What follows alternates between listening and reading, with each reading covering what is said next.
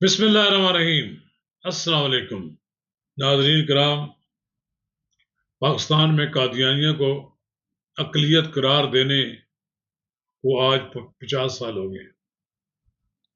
7 ستمبر 1974 کو پاکستان کی پارلیمنٹ نے قادیانیوں، احمدیوں اور لاہوریوں کو مسلمانوں کے سے نکال کر مسلمانوں کی صف سے نکال کر غیر مسلموں کی صف میں شامل کیا۔ یہ لوگ پچھلے 90 سال سے مسلمان کہلانے پر مصر تھے اور بالآخر اس وقت کی پارلیمنٹ نے قادیانیوں کو اقلیت قرار دے دیا۔ آج 50 سال مکمل ہو گئے ہیں۔ ناظرین کرام، میں اپنی ویڈیو ان شہداء کو خراج عقیدت پیش کرنے کے لیے آج پیش کر رہا ہوں کہ جنہوں نے 1974 کی تحریک میں ختم نبوت کے لیے اپنی جانوں کے نذرانے پیش کیے تھے۔ ناظرین کرام، قبل اس کم آگے بڑھیں، اگر آپ نے میرا یوٹیوب چینل اب تک سبسکرائب نہیں کیا تو برائے کرم فوری طور پر سبسکرائب کریں، لائک کریں اور احباب کے ساتھ شیئر کریں، اور آئیکن کا وہ بٹن دبانا نہ بھولیے کہ جب ہم ویڈیو لوڈ کریں تو سب سے پہلے آپ کو اطلاع ملے۔ تو ناظرین کرام، 1950 کے ابتدائی سالوں میں پنجاب میں احمدیوں کے خلاف ایک تحریک چلی۔ مارچ 1953 میں لاہور میں فسادات ہوئے، مارشلہ لگ گیا، سید ابوالعلا مودودی اور مولانا عبدالستار خان نیازی کو سزائے موت سنائی گئی۔ اسی طرح تحریک ختم نبوت میں بہت سے رہنماؤں کو گرفتار کر لیا گیا۔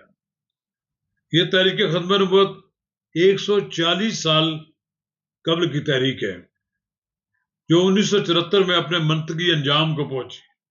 سید عطا اللہ شاہ بخاری، آغا شورش کاشمیری، مولانا تاج محمود ختم نبوت تحریک ختم نبوت میں پیش تھے۔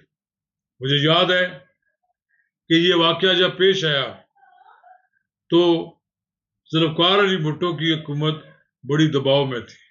22 مئی 1974 کو ربوہ میں 160 طالب علموں کے ساتھ قادیانیوں کی طرف سے تشدد کے بعد پورے ملک میں قادیانیوں کے خلاف تحریک چل پڑی۔ جلاؤ گراؤ کے واقعات ہوئے، جانی نقصان ہوا۔ اگرچہ اس وقت ذوالفقار علی بھٹو کی حکومت لیت و لال سے کام لے رہی تھی، لیکن دباؤ اتنا بڑا کہ قادیانیوں کو اقلیت قرار دینے کا مطالبہ شدت پکڑتا گیا۔ ابتدا میں ذوالفقار علی بھٹو نے قادیانیوں کا معاملہ پارلیمنٹ میں زیر بحث لانے سے گریز کیا، لیکن عوامی دباؤ کے پیش نظر اس معاملہ کو پارلیمنٹ میں زیر بحث لایا گیا۔ قادیانیوں کے سربراہ کو مرزا ناصر کو پارلیمنٹ میں طلب کیا گیا اور پارلیمنٹ کو ایک خصوصی کمیٹی قرار دے کر اس میں 22 روز تک بحث کی گئی۔ مرزا ناصر سے سوالات کیے گئے اور اسی طرح لاہوری گروپ کے سربراہ کو بھی اس میں شامل کیا گیا اور ان کے سوالات کیے گئے۔ مجھے یاد ہے کہ ماں سوائے احمد رضا قصوری کے پوری پارلیمنٹ نے قادیانیوں کے خلاف قادیانیوں کو اقلیت قرار دینے کی آئینی ترمیم کی حمایت کی تھی۔ قائم علی شاہ، سید قائم علی شاہ ماشاءاللہ اس وقت بھی روح بصیرت ہیں، حیات ہیں، اور ولی خان مرحوم نے بڑا زور دیا تھا۔ انہوں نے اپنے ایم این ایس کے گھروں میں لوگوں کو لے کر گئے اور ان کو تیار کیا۔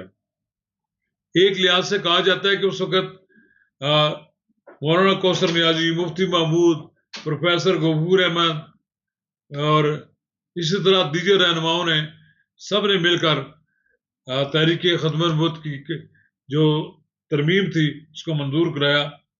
لیکن میری اپنی اطلاع میں یہ ہے کہ اس وقت کے عاشق رسول اور اس وقت عاشق رسول شورش کاشمیری مرحوم نے ذوالفقار علی بھٹو سے ملاقات کی اور ان کو یہ کہا کہ یہ آپ کے لیے نادر موقع ہے کہ آپ قادیانیوں کو اقلیت قرار دیں اور اپنے اللہ تعالیٰ کے حکم کے مطابق اپنے اللہ تعالیٰ کے رسول کو کی ختم نبوت کو ہمیشہ کے لیے پاکستان میں قائم دائم رکھنے کے لیے اس کو آئین کا حصہ بنائے، اور بلاخر ذوالفقار علی بھٹو اس کے لیے تیار ہو گئے۔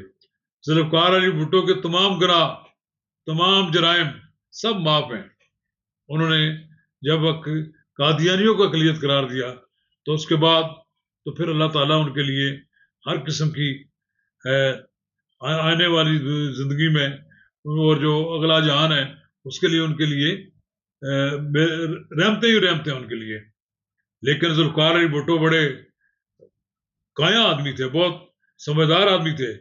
جب وہ تحریک ختم نبوت پر کی اس آئینی ترمیم پر دستخط کر رہے تھے تو انہوں نے کہا تھا کہ میں اپنی موت کے پروانے پر دستخط کر رہا ہوں، اور بات ٹھیک نکلی کہ بالآخر وہ کسی اور جرم میں ان کو تختہ دار پر لٹکا دیا گیا۔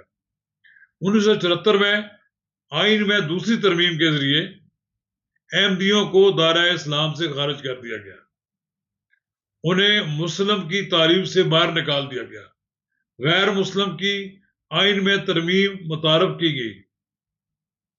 ان کا تعلق قادیانی اور لاہوری گروپ سے ہو، وہ سارے کے سارے لوگ اس آئین کے اس ترمیم کے تحت مسلمانوں کی سب سے نکال دیے گئے۔